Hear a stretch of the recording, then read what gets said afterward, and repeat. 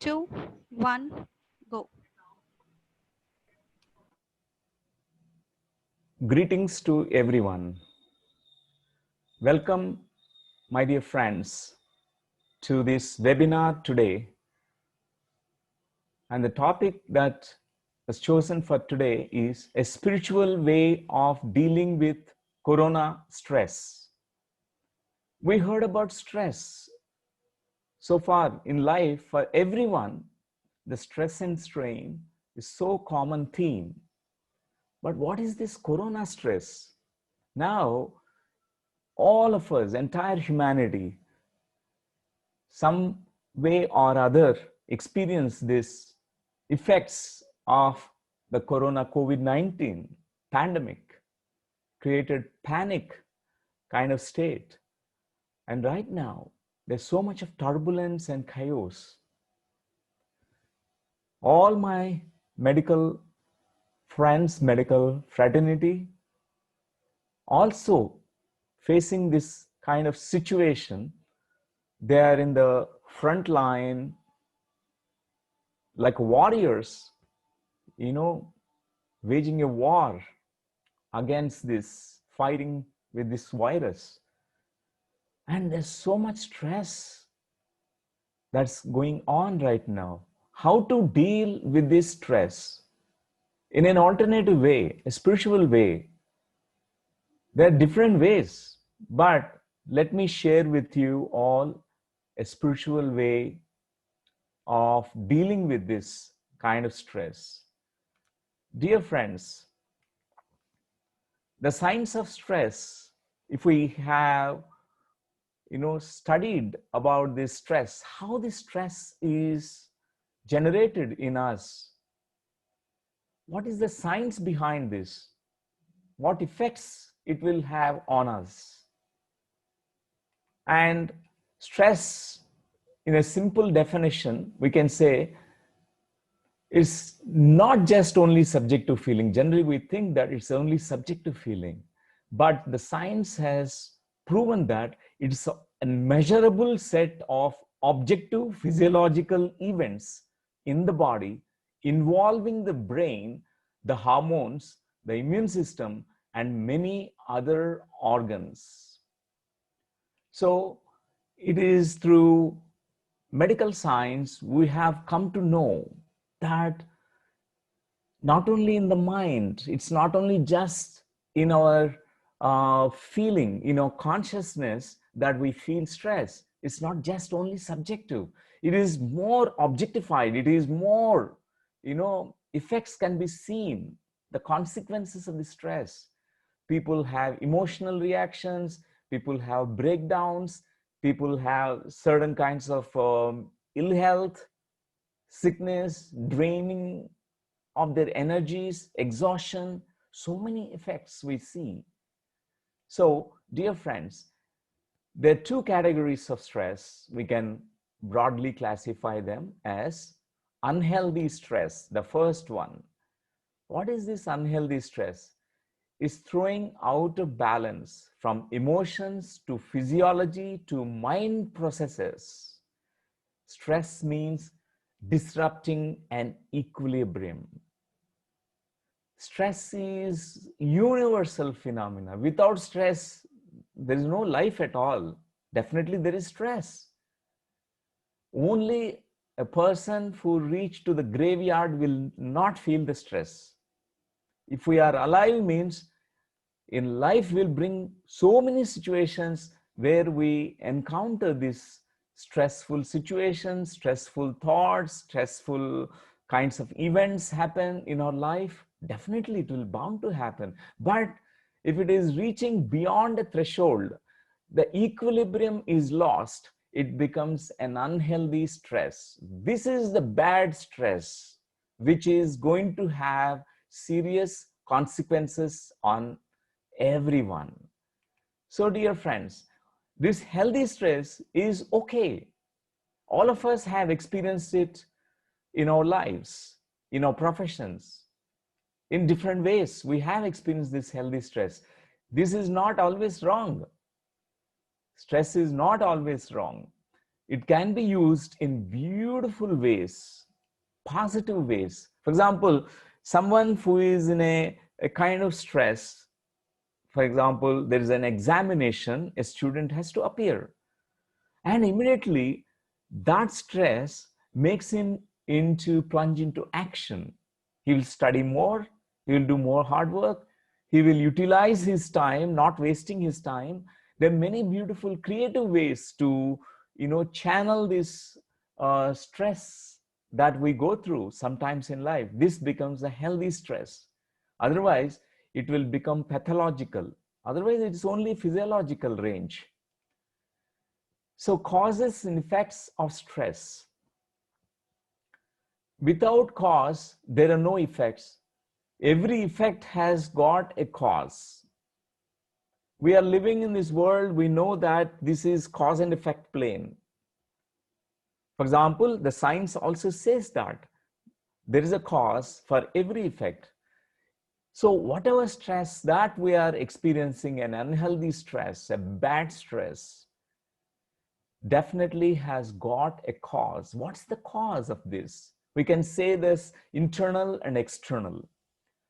So many external factors also cause stress in us, stress reaction in us. We can see many examples from our own life. So suddenly in this COVID-19 situation created, that's a cause for stress. Almost mass population going through this kind of stress. People are not able to sleep. It is like just like a war situation. There's something called post-traumatic stress disorder, PTSD. Many war victims or post the war, after many decades of the war, the stress, the consequence of the stress will be there. The people can't sleep. People can't be peaceful, restful, relaxed, positive. There are many effects. These effects only in the mind, not only in the mind, but also we experience certain effects in the body. The body immediately indicates to us how much level of stress that we have gone through. From medical profession, we know that psychosomatic disorders, many psychosomatic disorders are related to this pathological and unhealthy stress that we accumulate in us because we do not know how to deal with it. Mostly we think the stress can be relieved by smoking certain cigarettes or drinking alcohol, or just temporarily we go to a movie and entertain ourselves. But still the people have those effects. Alcohol or smoking or something else like going to shopping and having some kind of hobbies, but still people carry the stress. It is not dealt fully. So anything which is not dealt completely, this is the undealt, unfinished, unresolved stress within us, and which will come again tomorrow. So major part of the stress is contributed from our mind. Our mind contributes major portion of stress because the mind thinks. When any physical factor, environmental factor is coming, which is creating a kind of stress in us, the mind, which is generally goes into a very negative mode. And in that negative mode, we may perceive that as a great danger or a threat to our existence. Immediately, there is a kind of stress levels goes up. If we have a barometer, a measurement yardstick, we can actually measure these levels of stress in us. It goes up as the mind thinks and assumes so many things. We also create so many kinds of assumptions about that threat or danger that's lurking around us. So there's so many effects we go through. Our mind is a major factor which amplifies and which intensifies the stress and the effects of the stress. So dear friends, How do we deal with it? So the effects we know already. We have been seeing in the patients, in the life of human being, and around us, whatever is happening right now, we can see the effects, so many effects. It takes many years for that to recover from that stress. So Dr. Hans Selye, MD, he said, it is not to see something first, but to establish solid connections between the previously known and the hitherto unknown. That constitutes the essence of scientific discovery. It is this process of tying together which can best promote true understanding and real progress.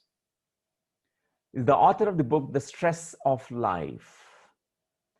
So when we can join what is unknown and the known things and the unknown hidden facts, hidden truths, we can actually make certain discoveries. It's a beautiful quote. And a new field of medicine, psychoneuroimmunology, says this: we are able to connect all the pieces of puzzle, the science of the interactions of mind and body, the indissoluble unity of emotions and physiology in human development and throughout life in health and illness. This is called simple way we can understand this as mind-body connections, the placebo, nocebo effects, medical science being researching about it, and the power of mind. How mind is so powerful, how our psychology, our neurology and immunology are wired, how something is happening in the mind, in our mind, there's a trigger, and instantly there's a fired neurons. Immediately it sends the messages to our immune system. It is such an intricately connected.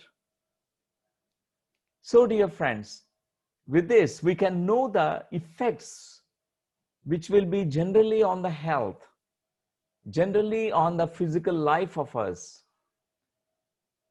We can't sleep well, we can't enjoy, we can't really be peaceful in our lives. So many effects, and losing the health. How to deal with this is the main important thing. The 7 spiritual methods I want to share with all of you, dear friends. They are like unconventional methods. Generally, we don't look at them, but they are such profoundly useful, beneficial for everyone, almost whoever adopts these methods.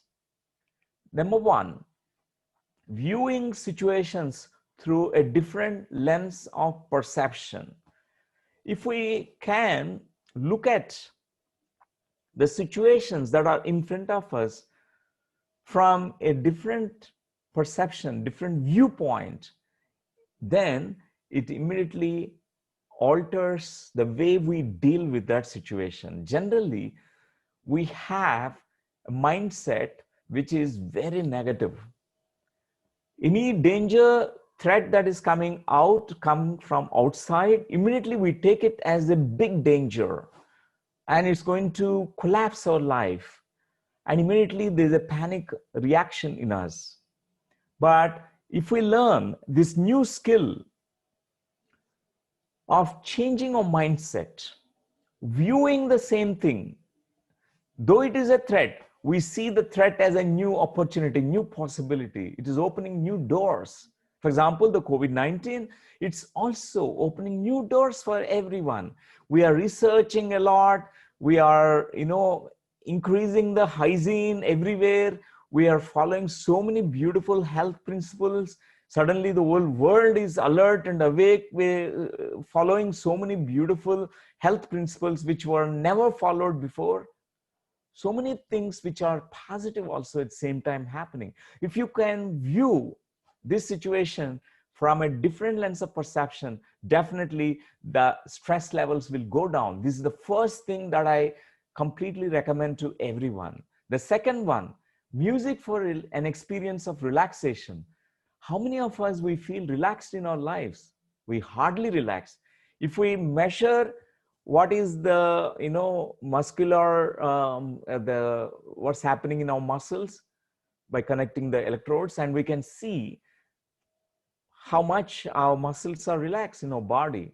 Our muscles are tensed, very tensed. There's so many adrenaline hormones, cortisol levels so high in this modern world, dealing with this kind of stressful situations in life. We are hardly have time to relax. And conscious relaxation, being born in India, yoga nidra such a beautiful practice. I've been practicing this yoga nidra. It's a conscious way of relaxation of the body, where you consciously direct your awareness to different parts of the body and relax your entire body. And music definitely assists. If there is a background music, which is classical music like sitar, piano, if somebody likes guitar, or somebody likes drums, somebody likes even flute or shahnai, it can be a beautiful relaxation. The ancient music ragas have a tendency to relax our mind tremendously. So this is a very useful tool. Even for 15 to 40 minutes time, somebody practices this yoga nidra, which is a conscious relaxation practice. It is going to be immensely beneficial in dealing with the stress. And the third thing that I recommend is drop the story. We carry so many stories in our mind, the mind which makes stories, assumptions. For example, something is happening in our life, immediately our mind starts thinking. It makes it more worse. Even it looks into the future thinking that this might happen, that might happen, and this is the worst thing that's going to happen. And we create a story in our mind which creates so much stress. And reduce your stress with a pause. Drop the story, drop the story. Pause button, we have to press the pause button. There's a Buddhist meditation practice. This practice is called sacred pause. Every 1 hour, a monk practices for 2 minutes of pause, sacred pause. Whatever is happening, just they sit silently, do nothing. They have self-awareness in that moment. All the stories are dropped in the head. Otherwise, our mind is so logical, analytical. It lives either in the past or in the future, and it assumes so many things. This is also another great tool that we can use. The stories that we carry in the mind can be dropped, and sacred pause can be practiced. And the fourth thing that I recommend is slow down. Slow down in life and be mindful. Slow down does not mean not to stop your work. It means that slow down, do it consciously. While we are doing anything, be mindful. For example, when Buddha was asked by one disciple, what is meditation? Buddha said, walk while you're walking, eat while you're eating, be mindful. That's what he said. So whenever we are engaging ourselves in a certain activity, we have to be present fully there. Be mindful of what's happening in you. In that moment, our mindfulness will not allow the stress to be internalized. The stress will not get amplified. And shift your truth about an event and reduce your stress in a nanosecond. For example, something that we think that as a truth may not be truth. Generally, we think that's a truth and it is danger and it's going to really create chaos in our lives, and which is creating a lot of stress. Shift your truth about an event. For example, the COVID-19 event. We can look at it from a different set of eyes. And then this event will become an opportunity for us to innovate and research, create, expand our knowledge, and update our own selves with new knowledge. We take everything as a opportunity, transform the stress into a new possibility to create a wonderful things in our life. And this is how we can do it. Slow down, slow down. And the next one I want to share with you, dear friends, the power of presence. How many of us we are present in the moment? Hardly very few of us. Mostly we live in 4 compartments of the mind. I tell you what are the 4 compartments. One is the past which is already gone. We always think about the past, regret about the past, and or else we project ourselves into the future and worry about the future. And also another category of people, they live in the stories, me stories and other stories. So these stories of others are your own story. I'm a victim of life, and I can never come out of this situation. It's going to be worse, and I'm not capable, I'm inadequate. All these stories that we carry in the head. So, dear friends, this is called 4 compartments of mind is, generally gravitated towards, and which creates such a stress. It is important to pull ourselves, come back to this present moment, be present. So, for example, we are with a patient. When we are completely present, our presence can be felt by the patient. Mostly we are not present. Our mind is racing. We think about the past. Past, so many clinical situations that happen and going to be worse. The past, we always take into reference point, or else future. It's going to be very dangerous and all the future. But if we are in the present moment, then we can deal with that any situation more effectively and efficiently.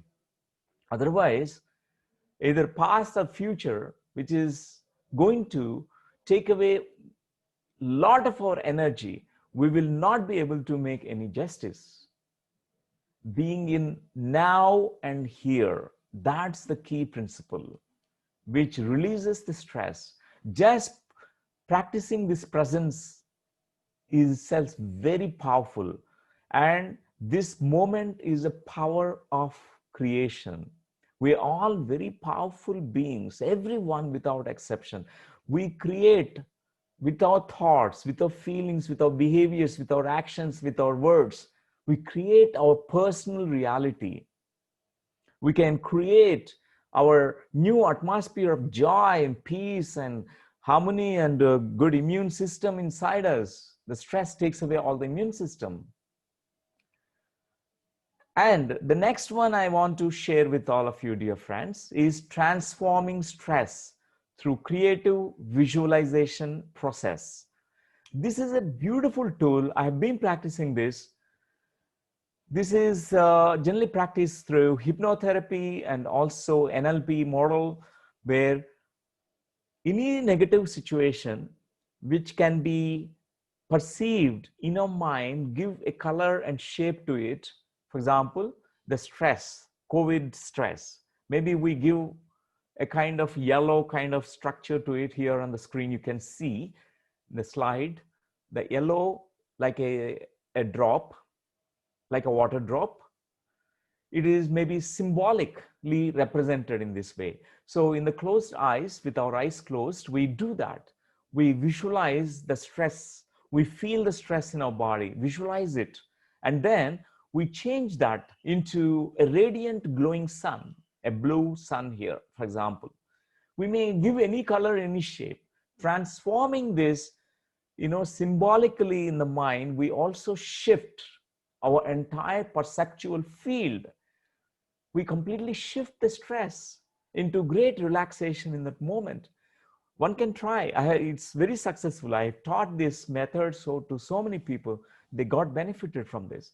This is a very powerful process in establishing of goals and goal setting. Not only goal setting, goal achievements can be done through this method. And finally, I insist upon meditation practice. I have been practicing meditation since 3 decades. Every day, I give myself 40 minutes time to 1 hour minimum to meditate. That 1 hour time will make me so much energetic. I can work like a horse tirelessly. I don't feel exhausted. That's the power of meditation. How to do it? It's so much we keep hearing, being born in India, meditation, meditation, dhyana, dhyana.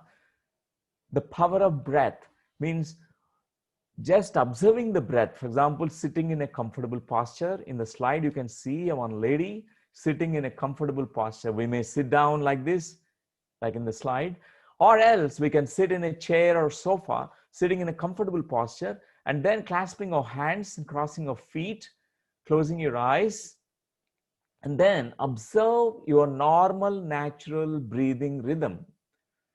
Generally, our breath is so involuntarily happening, but we now pay attention to it consciously. We observe the breathing. It is called witnessing the breath. So when we observe the breathing, we notice it, whether breath is long and deep, whether breath is short and shallow. If the breath is short and shallow, let it be. If the breath is long and deep, let it be long and deep. Sometimes when we have stress, we have stressful breathing, anxious breathing, fearful breathing, weak breathing, tired breathing. We can see that breath is itself as language. Whatever is happening in the mind, it's always can be noticed in our change in the breath pattern. Whenever we are angry, our breath is rhythm is changing. Whenever we are fearful, it is changing. When we're panicked, immediately we're going into shallow breathing. We gasp for breath. So the breath is a very powerful tool. A lot of oxygen going to come when we become conscious breathers. So observe your normal natural breathing and empty the mind from all the stressful thoughts. A mind which is habituated to think and think 24 hours per day, almost 50,000 thoughts to 90,000 thoughts per day we think.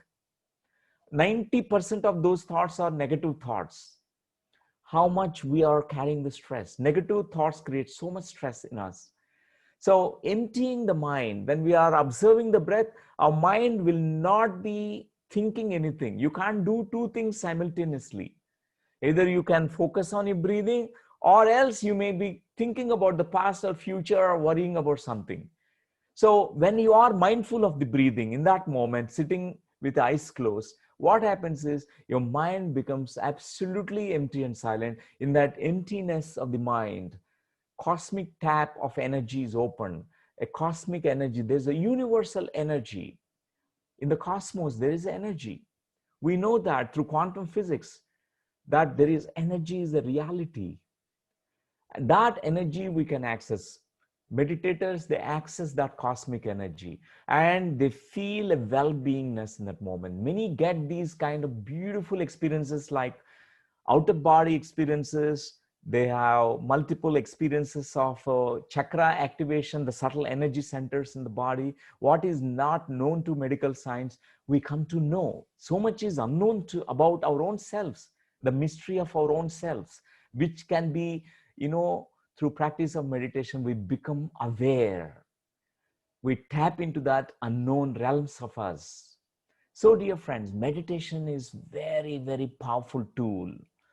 And finally, I want to share with all of you, dear friends, life begins at the end of your comfort zone. Generally, we are always want to be in the comfort zone.